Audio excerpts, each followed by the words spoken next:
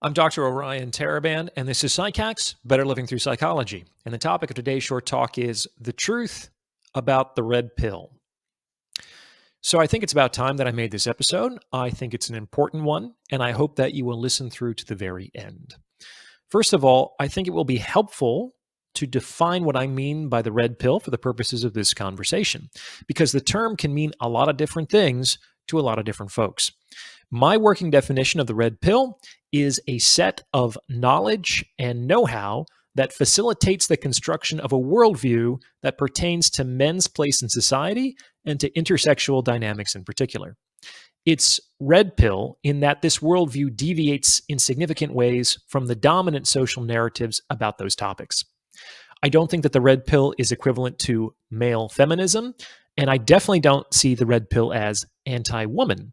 In fact, I believe that many of the understandings in that knowledge set can and do substantially benefit women, in that they can enable women to have much more satisfying relationships with the men of their choosing. So that's my working definition of the red pill.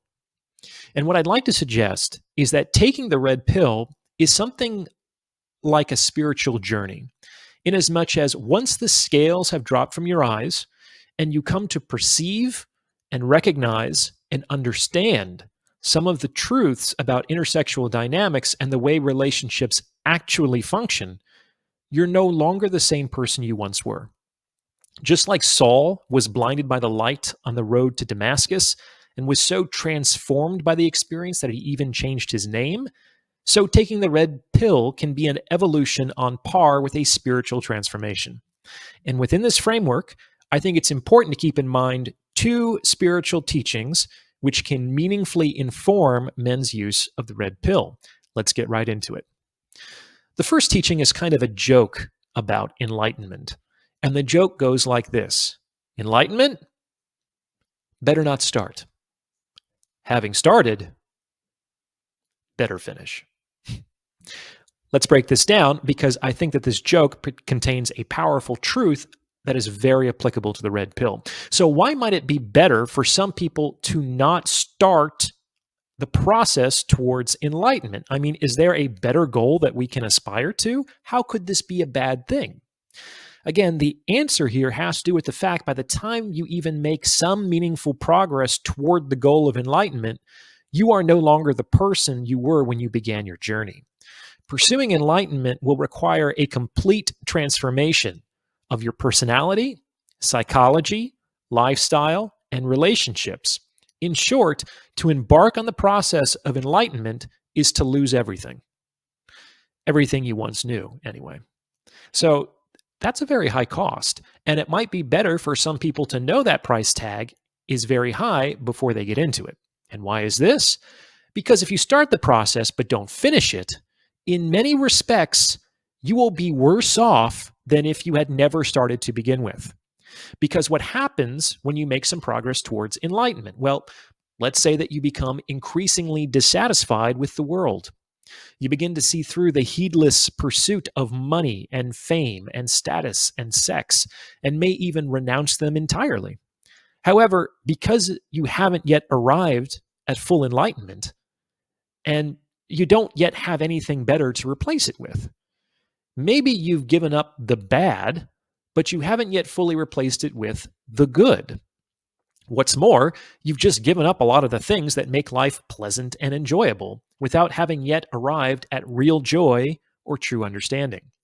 This means that, with respect to enlightenment, it kind of gets worse before it gets better. And if you're not committed to going all the way to the end, then you might end up stopping at the halfway point between who you used to be and who you might become, which is kind of the least functional place to stop. So that's why there's this admonition to better finish if you start. And I think this really holds true for the red pill, because I think if you're going to take the red pill, you have to completely swallow it. Otherwise, don't put it in your mouth. If you swallow it halfway, it's kind of like it gets stuck in your throat. A lot of the guys I hear talking online today, it sounds like the red pill is stuck in their throat. It's an aggravating, sputtering irritant. They're basically choking on the pill because they haven't yet fully swallowed it, which in this metaphor means that they haven't yet fully integrated the knowledge set into their worldview. Now, how do you know if you've fully integrated the red pill? It's very simple. You know that you've fully integrated the red pill when you are no longer upset by the truths that it reveals. Where there is anger, there is not yet understanding. And the ultimate goal of the red pill is understanding. Not an intellectual understanding that can rattle off a host of statistics or esoteric terms or sex-based injustices, but a deep emotional understanding that is predicated on an acceptance of reality. Reality is what it is, no more, no less. Getting angry at reality indicates a lack of acceptance about reality. And it is our work to conform our understanding to reality, not to work to conform reality to what our intellectual understanding believes it should be. So if you're going to take the red pill, make sure it doesn't get stuck in your throat. Because what's the alternative? I mean, you can't really spit it back up. It's already been in your system. And that means you can't unsee what you've seen under its influence. And choking on the pill sucks. Men who do so are like those who quit halfway into enlightenment. They completely renounce women and sometimes society at large. But they don't really have anything better to replace it with yet.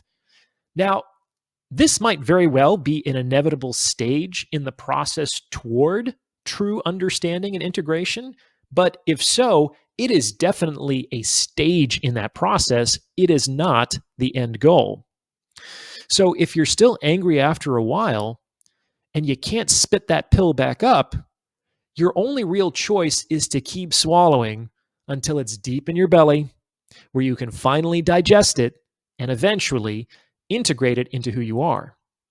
And you'll know you've done this when you're no longer angry and you begin to navigate the world of relationships more successfully than you used to.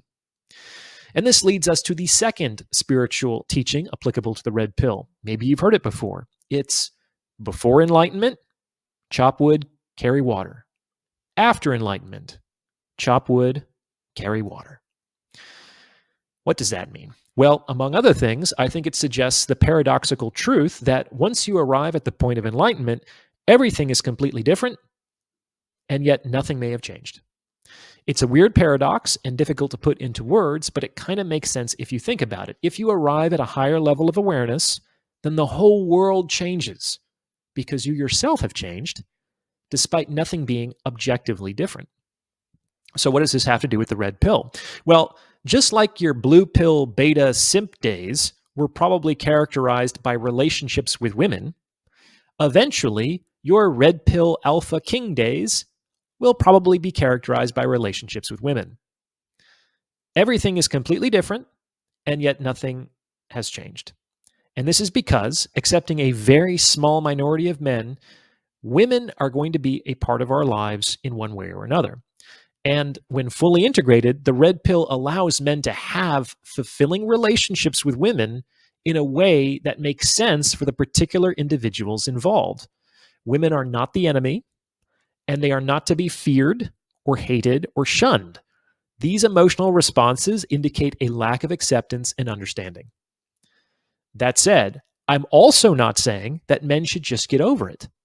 Many men have been significantly harmed by women, and working through their trauma is going to be an essential stage of their journey. And I'm not saying that the end result is supposed to look like men and women holding hands and singing Kumbaya. For many men, it is entirely appropriate not to return to the relationships they once had. What I am saying is women aren't going anywhere. And the vast majority of men will continue to relate to women in some form or another after they swallow the red pill. Understanding women and intersexual dynamics more generally is kind of like finally reading the rule book to a game you have little choice but to play. Imagine all the fouls and the injuries and the violations that can accrue by playing a game if you don't know the rules. However, knowing the rules will not only keep you safer, but should realistically inform your strategies when playing the game. So I hope I haven't alienated my audience with this episode, but you might as well know where I stand sooner as opposed to later. I am not anti-woman, despite having many opportunities in my personal story to become so. I've worked to heal my trauma. I've integrated my understanding into a comprehensive worldview, and I enjoy fulfilling, effortless relationships with women. And I wish the same for all the other men out there. A long episode, but an important one. What do you think? Does this fit with your own experience? Let me know in the comments below. As always, thank you for listening.